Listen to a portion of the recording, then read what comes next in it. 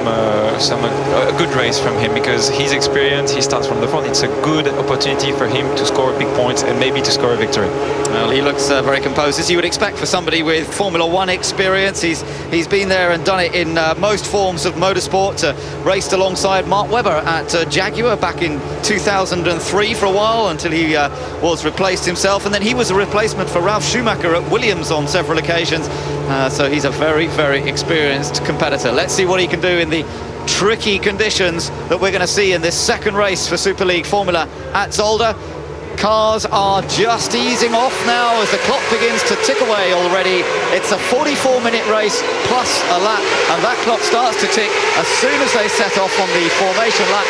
And it looks as though, yep, they've all got off the grid safely. Right at the very back, of course, the winner of the first race of the day, and that is Craig Dolby for Tottenham. And of course, the spray is something we're really going to have to watch out for. Yes, spray, as you can see, lots of water on the track, standing water crossing the track from one way to the side. And as you said, the spray is particularly bad on the other part of the track in the middle of the forest, because there is no wind and the spray stands in the air for very, very long, and the visibility is very bad. Yeah, that's right. So this part of the track not so difficult, because it is a little bit more wide open down here. This first sector, you've got the blue, yellow and red colours of FC Basel there, the red colours of Liverpool Rangers. We heard from John Martin, he knows he likes the wet. He was very quick here in testing in an F3 car in the wet. I think that's part of the reason he has such confidence, because he has delivered some great times here in the wet in the past.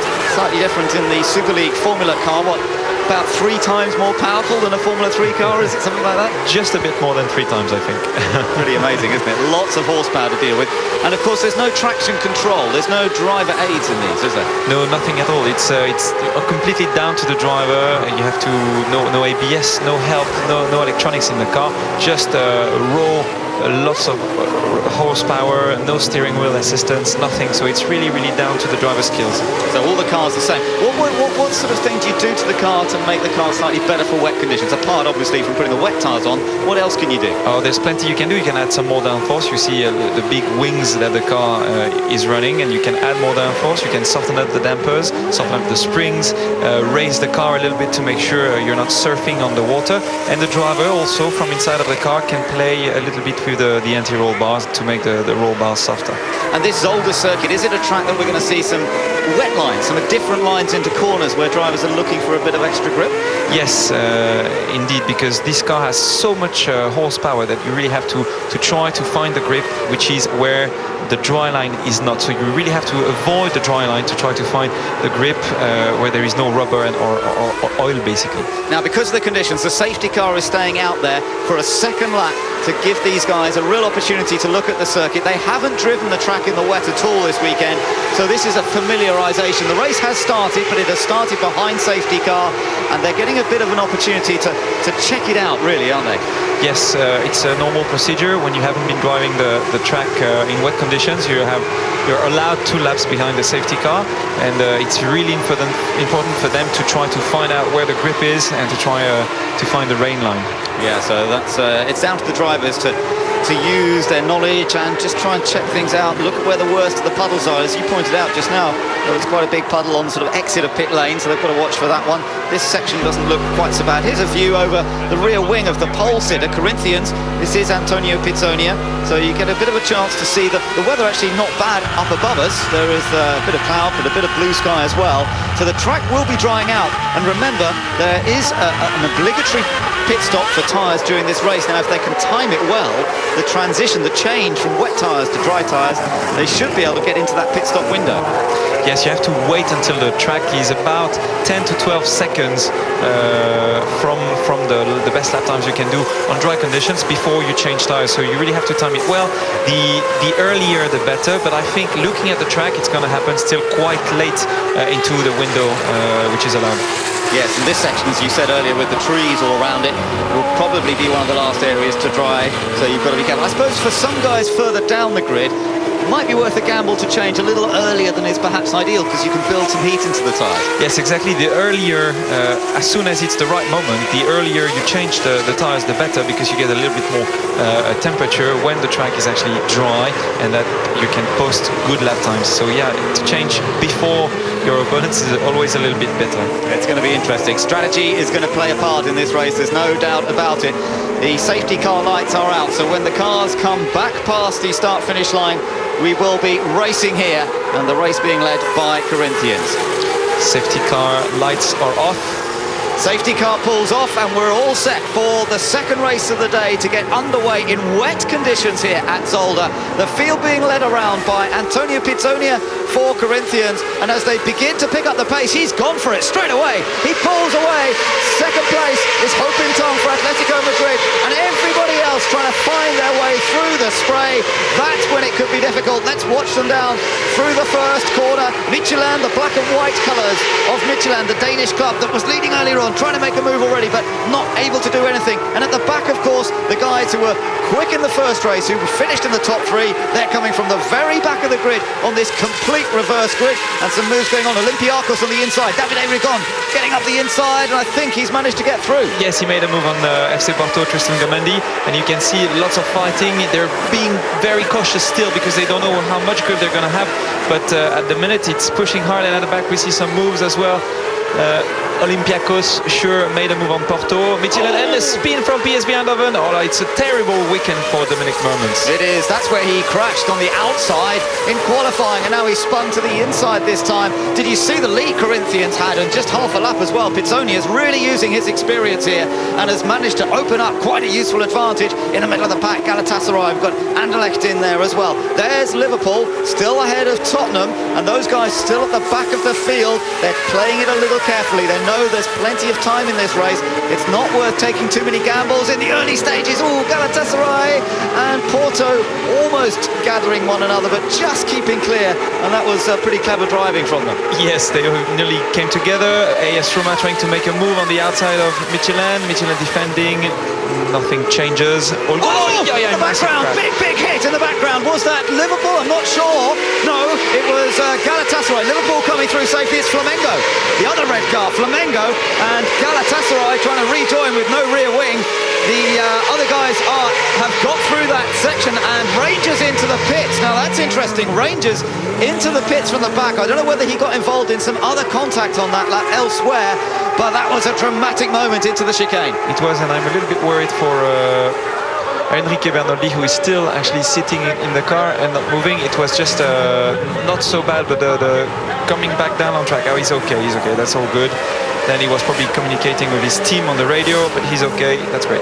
Can we see what happened? Oh, look at that. Did he lock the brakes or what? Yes, he braked too late, outbraked himself, had no way to go but to hit the back of the Galatasaray car, and poor Duncan Tapi didn't have a good weekend. So difficult to judge the braking, isn't it, in these wet conditions when you're out there racing, and there is poor, as you say, Duncan Tapi. Galatasaray, nothing really he could do about that. He just was suddenly hit from behind, and Duncan Tapi is just going to have to look forward to the next event at Donington, a track he's very fast on, to hope that his season really starts to come together. John Martin also in trouble, obviously got in contact with somebody, I would say, on that lap, which we didn't see. There's the race leader. Pizzonia has a big lead over Atletico Madrid, Hope in Tongue. Then it's Sporting Lisbon in third place. Lyon still up there as well, being chased by Olympiacos. Davide Rigon going well in the red and white colours of Greek club Olympiacos. Behind them we've got Michelin, the Danish club that went so well earlier. Then it's AS Roma has dropped a few places there, in fact. FC Porto coming through next up. So AS Roma lost a few places, Jonathan Kennard on that lap. And there is the poor, stricken Galatasaray car. Well, down towards the back of the field, Liverpool in the battle there has got past AS Roma. Tottenham still at the back, but these guys will now start trying to pick their way through. Yes, exactly. First thing, you have the spray in front of you when you have all those cars packed together, so you can't see where you're going. Plus, there might be an incident because all those cars being so close to each other, they might touch each other, and that's exactly what we just saw at the last chicane. So they're being cautious, but now they can start to push. Now, this is PSV. What did he do wrong here? He just clipped the inside curb and was already on the throttle, but you can't run over the paint from the curb with the throttle on with these big cars, and it's straight away a punition. So really disappointing day for PSV. Out of the race, Dominic Muurmans, but he'll be back to fight another day. Meanwhile, we're on board with Spurs, trying to get past AS Roma. This is two English drivers going wheel to wheel, and Tottenham trying to get down the inside into that chicane. Well, Roma did get past there earlier on today by Al Ain, and I think Jonathan Kennard was not about to let it happen again. No, and I think Craig was very cautious and didn't try to push it too much, too hard, and try not to compromise his complete race, because he's going to find a place to overtake for sure. Yeah, and he'll be encouraged by the fact that Liverpool are not that much further up the road, but he does need to try and find... Look at the dry line already beginning to develop. Yellow flags, he can't overtake in this section. No one is allowed to overtake here because they're still recovering the Flamengo car. As we saw, Enrique Bernoldi walked away from the car. He's fine, but there's no chance to overtake, which is a shame for Dolby in a way, because that is a potential overtaking spot. Bit sideways there from Kennard coming onto the straight, but there's Duncan Tappy. Oh, blow of the cheeks is, might as well just forget this weekend. It's been horrible. Horrible weekend. He couldn't do anything about that. Was hit from behind. That's things that are happening in the wet, in the rain conditions. It's over for Rangers, I think. That's surprising, isn't it? We never really knew what happened to him, but obviously damage was done on the first lap. And the man who told us he loved the wet conditions, well, the trouble is in the wet, when you start at the back, it's very unpredictable as to what's going to happen. And there's poor Enrique Bernoldi wandering down the pit lane. His race is all over as well. So we've lost a Brazilian club there in Flamengo. We've lost PSV, the Dutch club, and we've also lost Rangers and Galatasaray. So 4 clubs out of it already. But look at the lead that Pizzonia's got. Amazing, nearly 5 seconds, and now you could see some dry line coming up.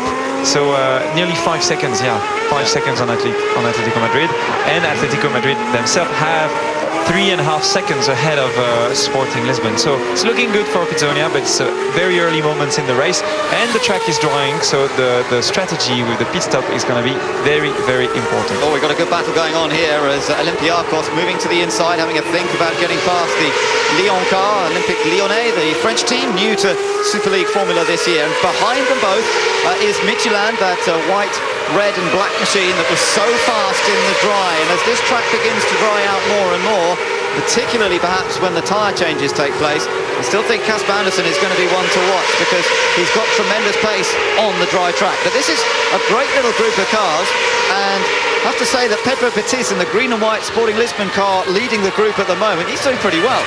Yes, he's doing well, but looking at the lap times, those 2 cars in front of Davide Rigon are not lapping very fast. They're about 1 second, 1.5 seconds slower than the leaders, and that means that Davide Rigon is looking already for a place to overtake, and that Michelin behind Casper Andersen is going to come back on them and try to overtake them. See, they're pretty slow in the chicane, and Davide Rigon is already trying to find a way past Olympique Lyonnais. Difficulty is, as you can see, the dry line is a fairly narrow line, and he move off that to try and overtake somebody, and you're then on the wet stuff, so it's really difficult to slow the car down. Yes, it is, but I think the reason why he's driving on the wet stuff as well is to try to save his tires, basically, because when you're driving on the dry line with wet tires, you're using them very much. You bring the temperatures up and too high, basically. Oh, problems for Anderlecht as well. Look at that rear wing. Yeah, no more rear wing for him. Yeah, well, there's another rear wing. So a couple of rear wings have gone this afternoon. That was a problem for Galatasaray when it was taken off by Flamengo, and now rear wing has gone on the Anderlecht car. So that's disappointing for the fans who are here. Here comes Olympiacos. The yellow flag's no longer at the Jackie Ick chicane, so there could be potential overtaking opportunities there. Oh, and a slide that time, so that will give Olympiacos... He's going to make a move, for sure. Good opportunity, he's got the run. Now, can he complete the manoeuvre? Yeah, he's in front before they even get there. Yeah, he got it. I think he probably used a push-to-pass because he exited the chicane much quicker than Pedro Petit. And the reason why you can see Davide Rigon driving on the wet, it's because he's saving his tires, and driving on the wet keep the pressure down, and it makes you save your tires, and they last longer. Indeed, so he used the boost, as you say, worth another 50 horsepower. They can use it up to 8 times during the race. He used it pretty effectively by the looks of things there. Al Ain running competitively with Esteban Guerrieri in 8th position at the moment, splashing through the puddles, and it's those puddles that might take a little while to dry out. Yes, this is more than a puddle. Basically, it's a river that is crossing the track. as we can see, the track is going up and down, and you've got rivers coming past. So it's very tricky track to drive in those conditions. This track was built on former swampland. Apparently this area was all swamp before the track was built. The track was actually opened back in 1965, had its first Formula 1 Grand Prix in 1973. But it does mean that when it rains hard like this, you do, as you say, get these rivers in several places. And that may well decide when they decide to come into the pits and change onto slicks. Remember, the pit window actually opens after 8 laps, and the leader will come around to complete 8 laps as he comes past us this time. Bernaldi's made it back to the pits, and his friend and colleague Antonio Pizzonia is having a much better time of it. Flamengo and Galatasaray under investigation, no surprise there, and it may well be that Bernaldi gets some sort of penalty, although really he was just caught out by the conditions. He did maybe misjudge it. Hard to know exactly what happened. There Liverpool and Adrian Valles, and in fact Tottenham, yes, has got ahead of AS Roma now. Yes, as you can see, they're all, we're going to see the maneuver. He's behind in the toe, going towards the hairpin, so there's going to be a braking area coming soon. There you go, he's on the inside, very wet puddle, but still managed to stop the car very well and clip the apex. Yeah, that was very well done. We've seen him in the past on an overtaking charge. Look at Michelin also putting Sporting Lisbon under some pressure here, with Basel behind them. Now that's interesting. So Olympiacos has got ahead of these guys, and Sporting Lisbon desperately trying to protect his position from Casper Andersen. The pit window is open, but I doubt if we'll see anybody into the pits just yet. They want this track to dry up a little bit more before they come into the pits. They've got until lap 20 in which to make their pit stop. Pedro Petit here definitely holding these guys up a little bit. Yes, he's holding them up. As you can see, Michelin is right in his gearbox, but also Basel is just behind, and they're all catching back, which means they're getting closer and closer. As you can see, the lap time, Olympiacos is lapping in 32, Michelin as well. Oh, Pedro Petit slid a bit wide under braking. I thought there might be a chance for Michelin. Couldn't quite capitalise though. No, but as you said, he was lapping pretty slowly. He's 3 or 4 seconds off, so he's really holding them up, and Basel trying to find his way in as well. Yeah, Max Wissel for FC Basel there. He's just set the quickest lap last time around, so he's flying at the moment. Really good performance this from, once again, the youngest driver in the field, and now he's got a chance, and he's on the boost. He's on the boost, he's going for it. Both of them actually catching up on the Sporting Lisbon car. Gets down the inside. Max Wissel gains a place for FC Basel, and he's going to gain another one. Yep, gets past the Portuguese car. Oh, Sporting Lisbon coming back on the inside. Alain joining in as well. This is great racing. Yes, Esteban Guerrieri managing to overtake as well, which means Michelin has lost 2 places in 2 corners. That's amazing, and Pedro Petit is still there blocking them. Fortunately for Basel. Oh, and he's off in the puddle. He's off into the barrier, slams into the tyre wall. Oh, cars trying to avoid him desperately. What an amazing piece of avoidance by Pantano in particular. But how did they not hit him? He's stranded in the middle of the track. Tyre barrier thrown across the road. He hit that river that you were talking about, and it just swapped ends on him. I really hope they bring the safety car out quickly before the leaders. It is out, so hopefully there won't be any other cars around in that area. Pedro Petit clambers out of the car, the 22-year-old Portuguese driver. Let's watch this once again, Bruce. Up over the puddle, over the river, and he hits the barrier. Yeah, he was on the throttle. He was under pressure, basically, so he was pushing hard, and it was very narrow, very tight for the others to avoid him, but they did a good job. I'm amazed they managed. Let's watch this again from the outside. Watch the puddle. Yeah, he clips the puddle. Now, where do they all go? Because he slams across, comes right down in front of them. And managed to hit the brakes and go into the inside. Because Pantano, he looked like he was going to go to the outside initially, and then somehow he managed to get the car back to the inside. Back in, yes. So they're being allowed to pass the safety car so they can pick up the leader in the pits. Oh, this is interesting. Yes, they stopped under the safety car to try to save a lap, which is a good thing. Yeah. But the cars who just overtook the safety car that we saw on the main straight are going to go directly towards this area, and I hope they're going to see the yellow flag and manage to avoid the car. Now Pizzonia is on slicks, so it's going to be very tricky for him to stay on the track. Yeah, they managed. The good thing about stopping under the safety car is that you save a lot of time. Well, it's all happening in this race, and Tottenham's still leading it and holding everybody else up. But now you have... Right, he's being called into the pits. He will be coming in this time. He's done a mighty job of holding everyone up behind him. Atletico Madrid, Alain down the inside of Liverpool. And that's amazing. That's changing the shape of the race, because Liverpool was running third starting from Pit this lap.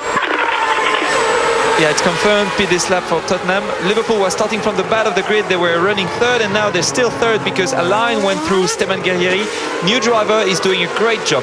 Yeah, really impressive, Esteban Guerrieri, the Argentinian. And in third place now, Liverpool, under a bit of pressure from AS Roma as well. Jonathan Kennard's having a good run in this race. Absolutely, former Palmer Audi champion, British F3 runner, and driving for AS Roma here in Super League Formula. Disappointing day yesterday, but he's, again, a bit like at Manicourt. The second race is going much better. Let's hope it doesn't go quite the way the second race went in France, because he had a clutch problem. Tyre change going on for Craig Dolby, and he's really going to have to attack on his slicks now. I wonder where he'll actually rejoin. It's going to be a long way down, isn't it? No, the race is over for him. Basil just going past our commentary position, so that means he'll come out in about 10th. I think he'll be just ahead of Lyon, so he'll come back out in 10th place. But up front, the battle is on for the lead. This is for the lead. It's between Atletico de Madrid in the red, white and blue colours and Al Ain, the United Arab Emirates team, that is really putting him under pressure with a brand new driver. And it's fascinating to see this, with Liverpool dropping away in third. Yes, and a slow car being pulled on the side of the track. I had a quick chit-chat with Esteban Guerrieri, who made a mistake on the first race this morning by trying to overtake Anderlecht and making a mistake. He's just still learning about the car, learning that the car is pretty hard to stop, a little bit heavy, and find his way around with how to drive the car properly, and he's doing very well. Yeah, it's impressive. I'm very impressed with the debut he's making in that Al Ain machine in the purple colours, and he's a little bit of an attack, not a full attack yet on Ho Pin Tung for Atletico Madrid, but these two putting on a good show. Liverpool still third, have pulled away a bit from Roma in fourth, Olympiacos fifth, Midtjylland are running in sixth place, FC Porto are in seventh, Tottenham, we're just waiting. I don't think they're going to be next up, because we're still waiting for them to come past after that pit stop a moment or two ago. But Alain, look at the puddle, still got to be careful in a few key areas here. Yes, you have to be very careful. The funny story as well about Alain is that this morning he didn't use, it's getting very close. He didn't use the push to pass button. He completely forget about it, because he's new to the series. He hasn't been used to using all the help he can have from the boost in the car, and I think that now he must be thinking about it and probably using it. Yeah, that's right. I would think he's got used to the idea. His engineer said he was going to remind him over the radio, make sure you use your boost power this time. It's worth an extra 50 horsepower, as we mentioned, so it's well worth it. And the sort of place you might want to use it could it's now be here. Yes, exactly. But you see, with the puddles, it's very hard to put the power down and to have a good traction. Yeah, so he lost the chance there, really, didn't he? Into the chicane. He had an off here in race one when he spun. There's Antonio Pizzonia.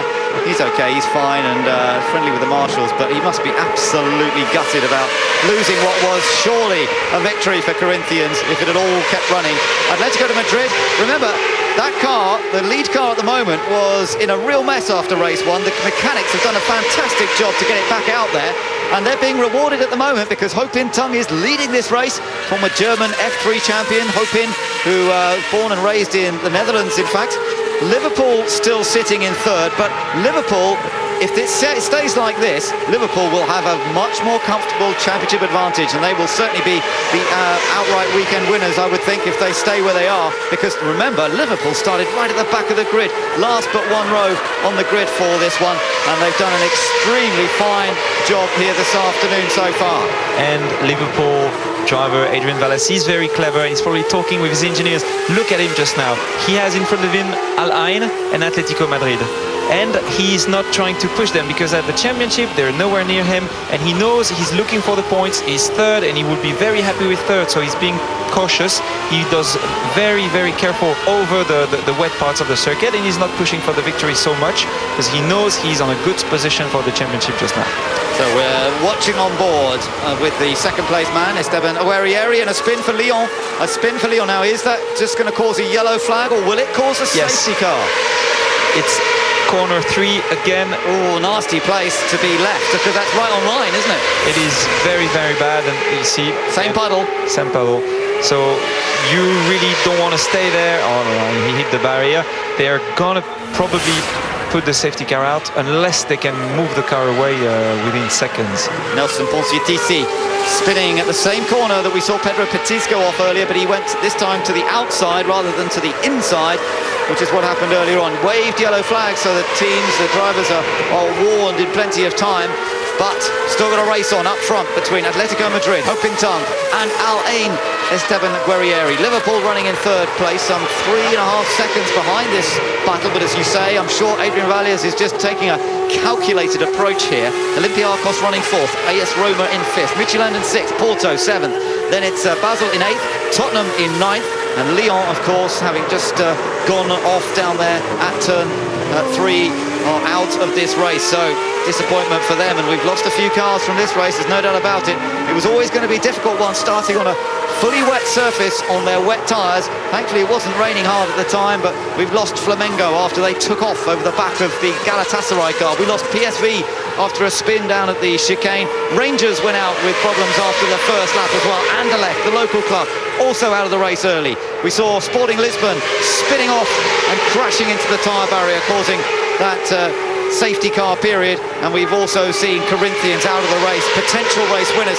Watching here though, Liverpool versus Olympiacos, they're the red and white colours of Olympiacos, with Davide Rigon, the man who won the title driving for Beijing last year, and a switch of teams, and he's definitely pretty close to the back of the Liverpool car. Yes, the thing is, maybe Liverpool went for a AS Roma nearly going out there, but Liverpool probably went for a conservative setup, trying to do a setup which works a little bit better in the wet conditions, which means that now that the track is dry, they're suffering a little bit, and they can't cope with the pace of the leaders. Good point, yes. Those changes to the cars that they make for the wet sometimes certainly hurt you in the drier conditions, and those slick tyres now are giving them lots of grip. Oh, another slide there from Roma, from Jonathan Kennard. He's attacking, but you don't want to get onto those curbs. New fastest lap by the race leader, by the way, has just done a 1:22.1, so we're still not quite down to the fastest laps of the day from race earlier, but of course there's still a little bit of dampness in a couple of key areas. Yes, and also FC Basel is posting very, very good lap times. He had the quickest lap on the lap before and the lap before.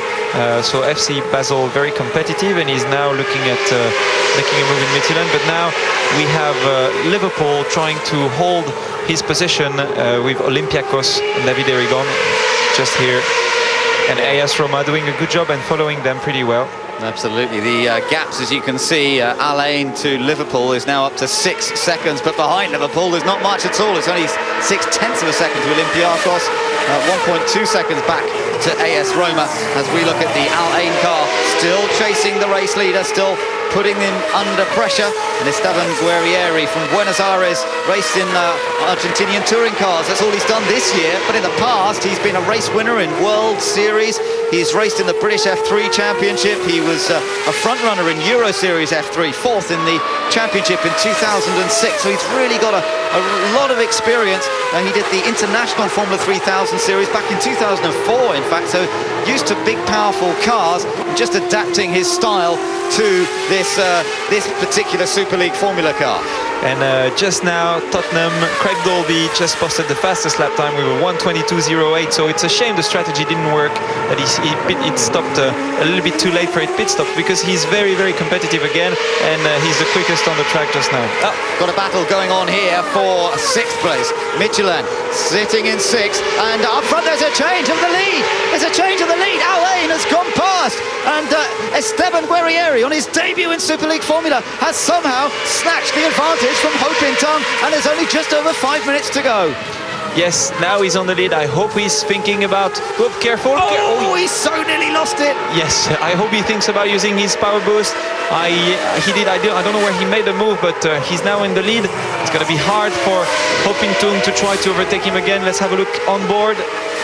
Do you reckon he was using boost here? Not even sure, but yeah, probably. A bit late maybe, but... into the first corner, brake very late, using the toe, probably using the boost as well, but yeah, using the boost for sure. Great move though, wasn't it? Brilliant move.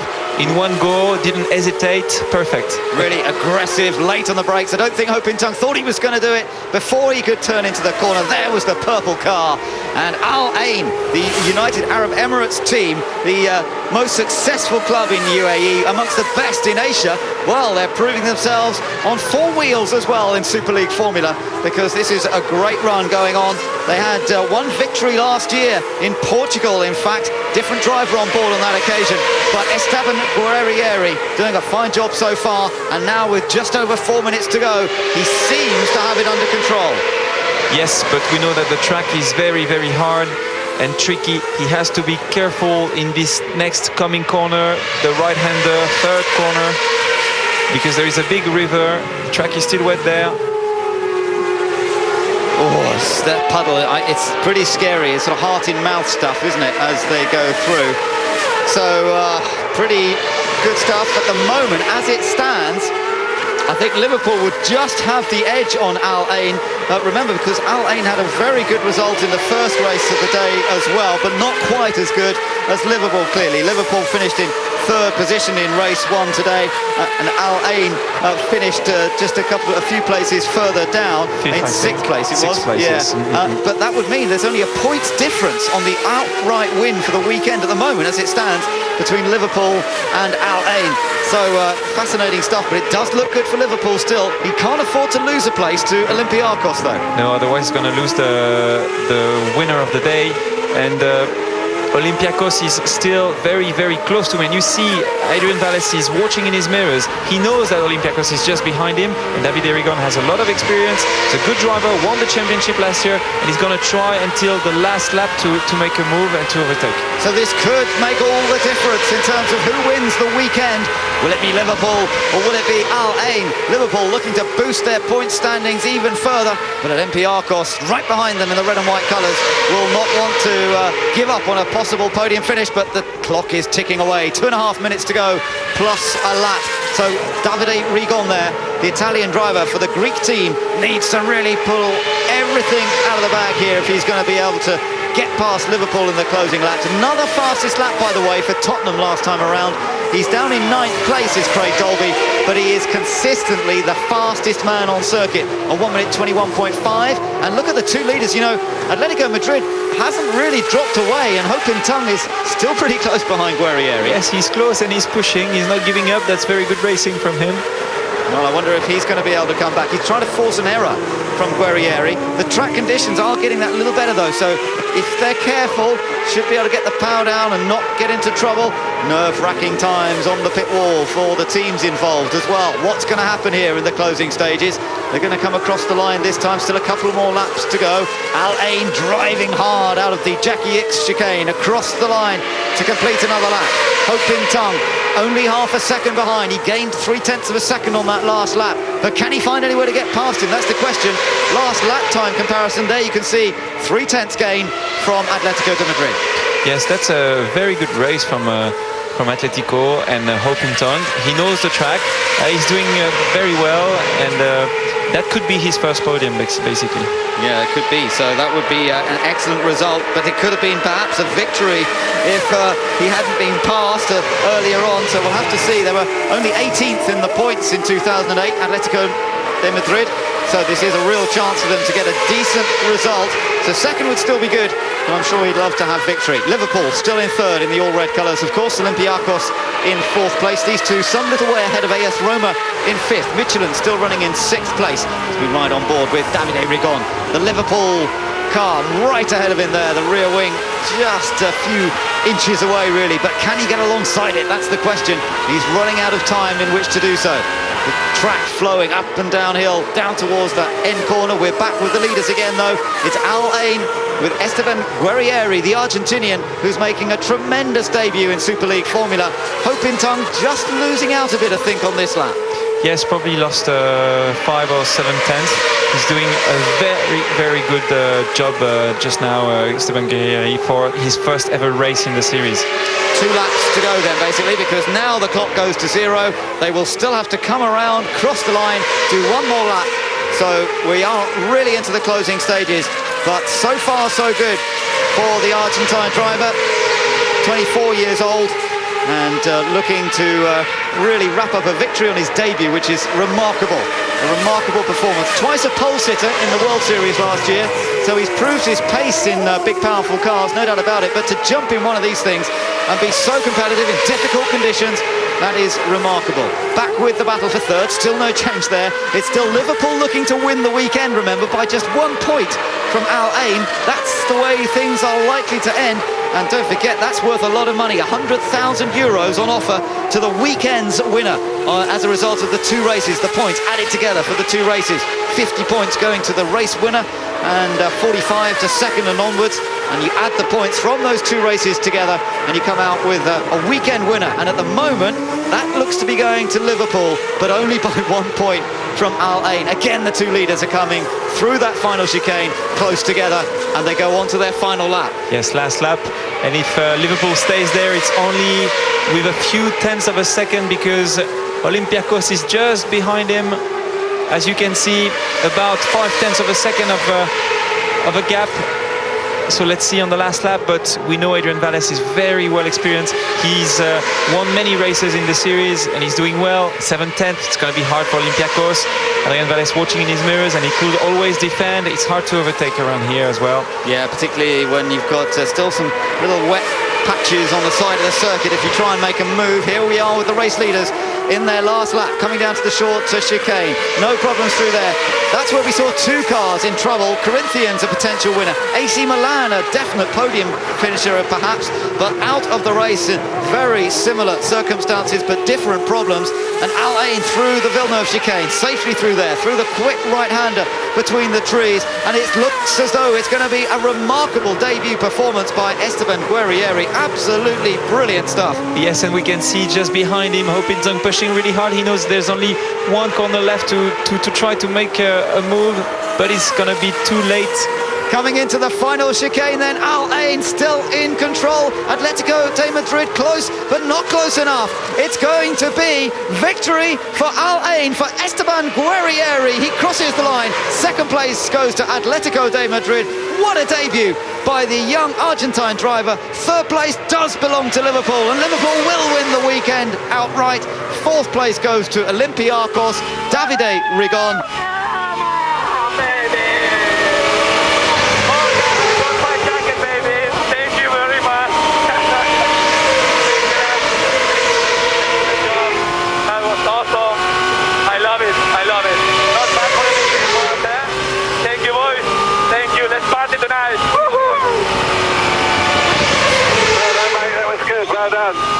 Nice, from the back of the grid to the front, excellent, different conditions, well done. Yeah, brilliant stuff. Hopinton got a feel for him because he looked as though he was going to win this race for Atletico de Madrid, but still they've had their best result ever, so a good effort by them. Yes, a very good job from Hopinton. Last year Atletico Madrid was close from winning, but it's this time. First podium. There we go. There is the result of the second race of the day at Zolder. Al Ain take victory from Atletico de Madrid. Liverpool in third place. An excellent performance from Adrian Valles once again, ahead of Olympiacos, AS Roma and Midtjylland. FC Porto finish in 7th place, Basel in 8th, Tottenham with the fastest lap but finished down in 9th place, and Lyon finished in 10th. There is the car of Al Ain then, and we'll get a chance in a little while to hear from the man himself, Esteban Guerrieri. Another name to watch out for the future. That's the great thing about Super League Formula. It's introducing us to some exciting young talent, guys who really have ability and can prove it in these evenly matched, identical cars, all down to some clever setup work by the teams as well, and some good driving from that man in particular here today around this Zolder circuit. So, start of the celebrations, and of course we will see him on the outright podium as well for the entire weekend as a result of his 2 performances. So that really is surprising that he could have done that. Hopinton, well, mixed feelings, I'm sure. He'll be delighted to have got a 2nd place. He started on the front row of the grid, remember, Hopinton, because of the reverse grid from race 1. Had the lead for a long time, but ultimately had to settle for 2nd position. And 3rd place, there's the man who finished in 3rd place. It's Adrian Valles, once again, scoring points consistently, staying out of trouble in those early laps, careful not to make any silly errors, and he receives a trophy for 3rd place. We'll be seeing more of Adrian Valles when we get to the overall podium for the entire weekend. helmet being peeled off there by Esteban Guerrieri. There is Rob Creswell to congratulate him. These two guys, first time they've ever worked together, and they've delivered. Well, that's pretty impressive. And there is Ho Pin Tang. He receives his trophy for second. Big smile on his face. And that's a great result. Top result for him. He will be very chuffed, I'm sure. But there's the guy that's taken a big one in this second race of the day. And great to see him crash helmet off. We've never seen him before in Super League Formula, but what a way to make your debut. Yes, first weekend, first win. That's very impressive. He drove well in both conditions. He finishes second on the day's podium. So very good job. I'm impressed. I didn't know him very well. I just heard of him, and very good job on a debut. But isn't that what this championship's about in so many ways? You know, seeing new guys come along like this. We've seen it with others as well, like Craig Dolby. Look at him, absolutely pumped up is Esteban Guerrieri. It was worth the flight over from Argentina, and look what it means. This is the standings after the entire weekend then, the 2 weekends added together. Liverpool on top, but it's Al Ain who've moved up to second place. Spurs are in third position there. FC Basel in fourth, ahead of AC Milan, who were unlucky. Pantano pulling off to the side of the track. Anderlecht also out of luck in this race, ahead of Olympiacos, Flamengo, Galatasaray, and poor old Corinthians, who looked set to score well today. And Michelin, one of the more disappointed clubs, I'm sure. Michelin started on pole for that first race, but it didn't come together, and they currently lie 13th. In a couple of weeks' time, it'll be Donington Park in the UK, the next round of Super League Formula. Hope you can make it to that one, but for now, from Ben Edwards and the crew, goodbye from Zolder in Belgium.